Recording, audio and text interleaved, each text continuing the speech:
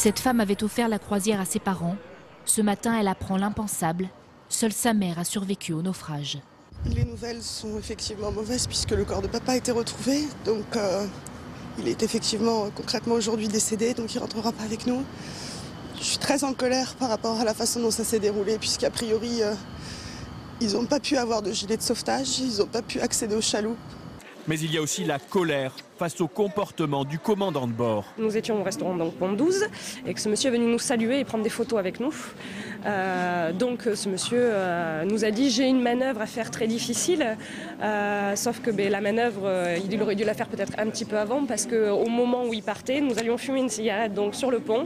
Donc ils venaient nous quitter et ont touché le récif. Alors que les derniers passagers ont été évacués vers 5 h du matin, le commandant se trouvait déjà sur le rivage à minuit, affirmant avoir suivi la procédure.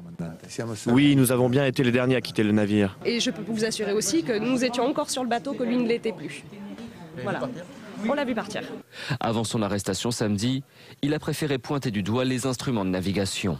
J'ai de bonnes raisons de penser que ce rocher n'a pas été indiqué par le système de navigation. Selon ce responsable de la sécurité civile italienne, c'est ce rocher qui a éventré le Costa Concordia, un récif à moins de 300 mètres des côtes, une proximité étonnante. Le capitaine naviguait à seulement 150 mètres de la côte. C'est pas possible. On était au restaurant et il était à peu près 9h15 et on a entendu un bruit de moteur qui s'en stoppé, un choc.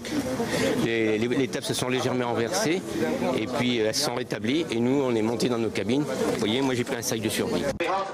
Au nom du commandant, nous vous informons qu'en raison d'une panne électrique qui est sous contrôle, nous sommes dans le noir. Aucun ordre d'évacuation n'est donné aux passagers. L'équipage invoque un problème électrique. Ce n'est qu'à 22h10, plus d'une demi-heure après l'impact, que le signal d'abandon du navire retentit. Il n'y a eu aucune information. En plus, le peu d'informations qu'il y a dû avoir était dit en italien. Je ne suis pas italienne, je suis française, donc je ne comprends rien à ce qui a été dit. Jamais on nous a dit allez chercher vos gilets, on nous a laissés à l'abandon sur le bateau. Dans les couloirs, les membres d'équipage semblent calmes et les voyageurs peu informés.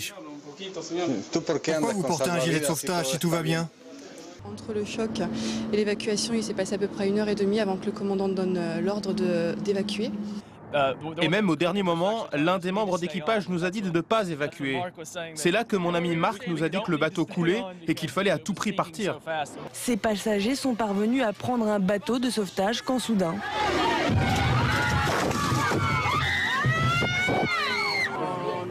Qu'est-ce qui se passe? Une corde a rompu. On n'arrivait pas à débloquer les vanilles car elles n'étaient pas entretenues et il n'y avait pas d'ordre qui était donné. Quand notre chaloupe a réussi à tomber à l'eau, elle s'est totalement brisée.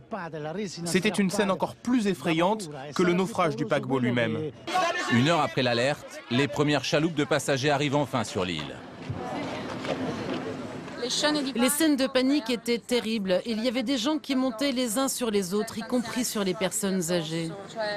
Des gens qui poussaient des enfants, des hommes qui poussaient des enfants pour pouvoir accéder aux chaloupes. C'était vraiment des crises d'hystérie, des crises violentes. Nous, on a pensé qu'on ne reviendrait jamais, quoi. On a vraiment senti qu'on allait mourir. On était un des derniers bateaux à partir et je peux vous dire, quand vous regardez des gens qui sont encore sur le bateau, effondrés parce qu'il n'y a plus personne pour venir les aider, ça fait très mal au cœur.